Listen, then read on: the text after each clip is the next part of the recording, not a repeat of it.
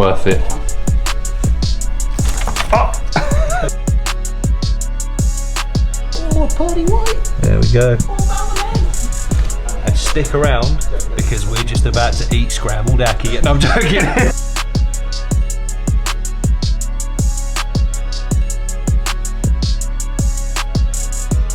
Oh my Jesus, that's not what I meant. Hello ladies and gents. What's going on? Andrew, Riddler Reptiles, although I'm wearing species, shout out. We are in another reptile room that isn't mine. We are seeing reptiles that aren't mine, even though I'm taking a few of them home today.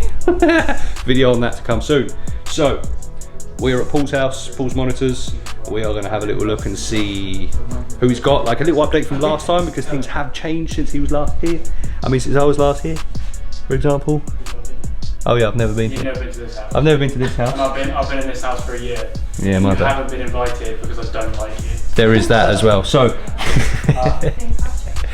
since I was last at a Paul's house. New animals, new house, new reptile room, new enclosures, new decor, new lighting, new enrichment. And the same friendship. Don't let Paul's silence fool you. He knows we're friends. Anyway, that's not what this video is about. This video is about Paul's beautiful reptile room. And where better to start than something very different.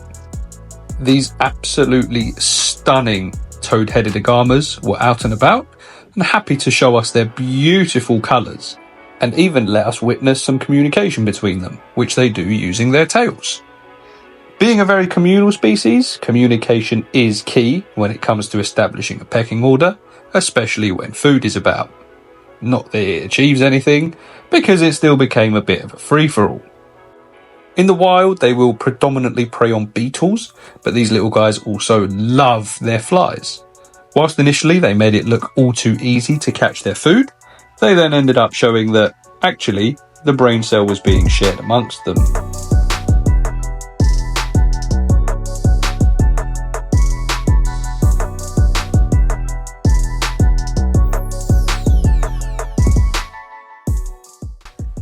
Temperature-wise, these little creatures love it hot. A species that has intrigued me ever since the first time I saw them at a Paul's reptile room tour. Granted, I have absolutely no space for any right now, especially considering my pickups from today, which make sure you're subscribed so you don't miss that video in the future. But who knows what the future holds. An incredible and very different species to get this little tour started. These have been the toad-headed Agamas.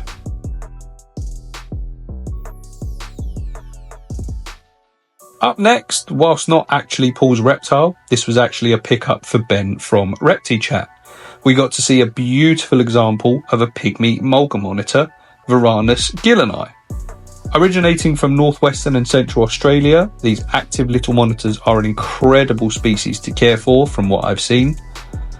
In recent years, monitor lizards have continued to steal my heart, and these beautiful animals are no exception to that fact. Go and follow Reptile if you aren't already to keep up to date with this beautiful new addition and the rest of his crew. Now, usually I'd save my favourites until later in the video, but I think considering we've got a crazy monitor lizard feeding and a discovery of some eggs on the way, we may as well continue with my dream animal, Varanus prasinus, the green tree monitor. Paul currently has 3 of these beautiful animals in his care, with this one being a small female living in her own palace, and 2 others sharing a mansion, which you will see momentarily. This is Kada. Kada here has actually helped me get over 2 million views on a reel on Instagram, so thank you, Kada. Feel free to check it out if you haven't already.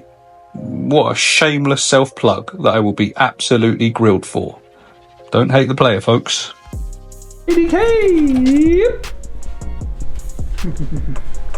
Come on, sweetheart. Come on, stop messing around. She's had too many bugs at this point. She's had I'm not performing monkey. What is that angle all about? Luring them anyway. Riddler's cruel for luring her anyway. Well, yeah, that's true. Animal cruelty. Licked. Carrying on with the beautiful green tree monitors, here we have Kermit the monster of a lizard and Fern, who makes the colour green envious because of how striking she is.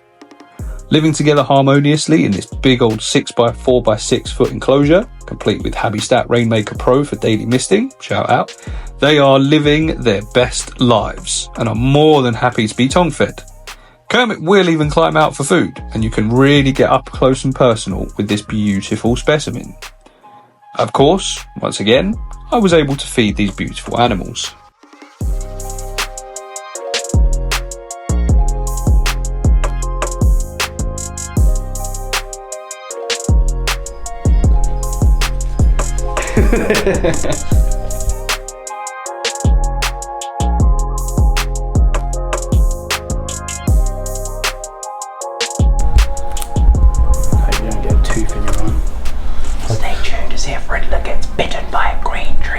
Worth it. There's another load of it. You can give me another one if you want. I can give this to Fern if you want. Yeah, you can do. Yeah, just straight in. Yeah. I'll go and grab you some more.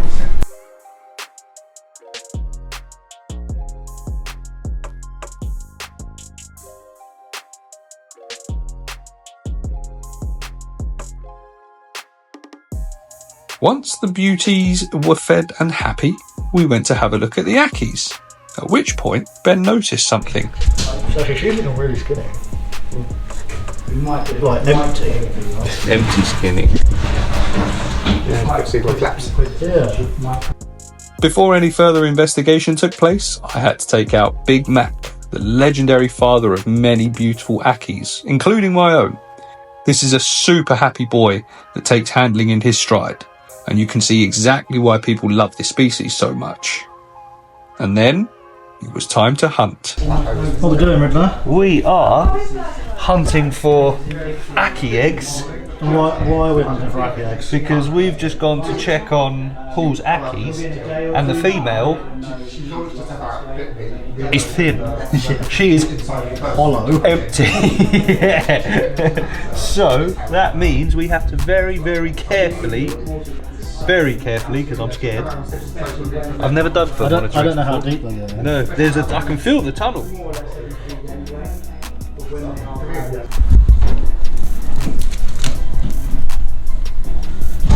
Oh, party white. There we go. Pop them in there. Sweet. We may be here sometime. Oh, hang on. Oh. It's like those toys There's you got a when you- slug, I think. Potentially. That's an egg and a slug. An egg and a slug, that's what I mean. Yeah. Did you get those toys when you were a kid where you had to like excavate the bones? A bit like that. That's a good egg. That is a good egg. Pristine egg. Beautiful, that.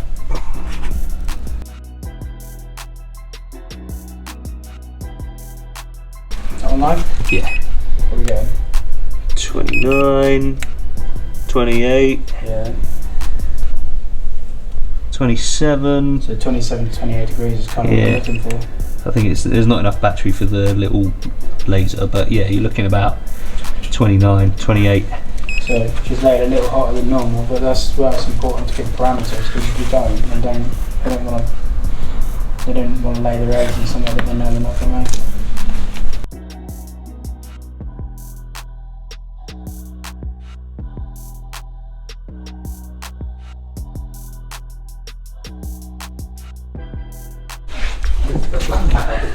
One, 2, 3, 4, 5, 6, 7, 8. And stick around because we're just about to eat scrambled Ackie. No, I'm joking.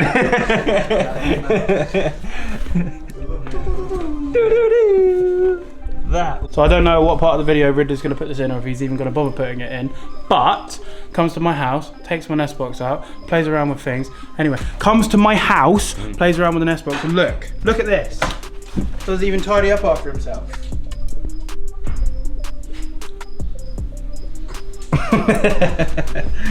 Up next is Bumpy, who is a savanna or Bosc monitor, depending on where you hail from in the world. Unfortunately, these lizards are kept to some of the worst standards for the reasons we often see that they are hardy and eat anything, when in fact they shouldn't be offered anything and everything. This is an insectivorous species that requires hot temperatures.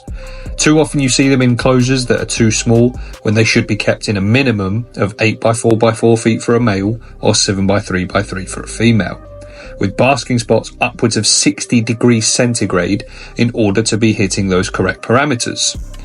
Bumpy is a small monitor for her species and is currently in a 6 by 3 by 3, which Paul isn't happy about. So soon she will be gifted to a zoo where she will spend her days in a 10 by 4 by 6 enclosure.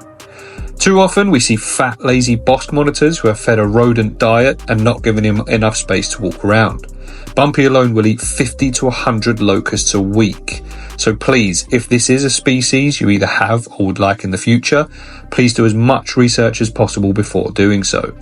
The same can be said for any species, but this is one we see all too often, and it needs addressing. We also see them in enclosures that are too dark, which is awful considering they are from one of the hottest and brightest places in the world. So make sure they have at least 2 heat lamps to spread the heat across the body, a UVI of between 6 to 7, and make sure that the enclosure is lit up. Before the main mangrove event, the feeding of Queen Mango, let's check in on Supreme Solly, the UK's first ever captive bred mangrove monitor, Varanus indicus. Yes, you heard that right, the first ever UK captive bred mangrove monitor. And this boy has exploded in size, and his patterning and colours have become so beautiful and vivid. A true testament to Paul's reptile care, this is an animal that defied the odds so well that Paul has done it 4 more times since.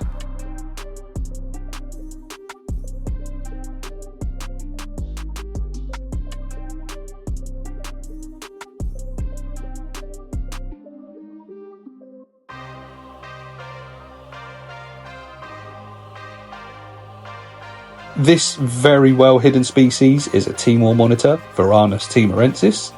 One of 3 in this enclosure, a beautiful species, but as you can see, likes to keep fairly private. Unfortunately, this is all I could get of these guys, but I still wanted to give them a little mention. Back to the tree monitors, and we have the beautiful black tree monitor, Varanus beckeri, a firm favourite amongst tree monitor keepers, and it's easy to see why. The first on here is Raven, who has pretty much doubled in size and beauty since I saw her last year, and she's getting more and more bold by the day. Stunning animal.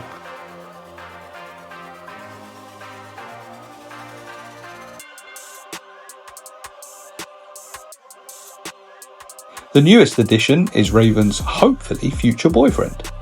Currently named Nigel, but not sure if that's going to stick.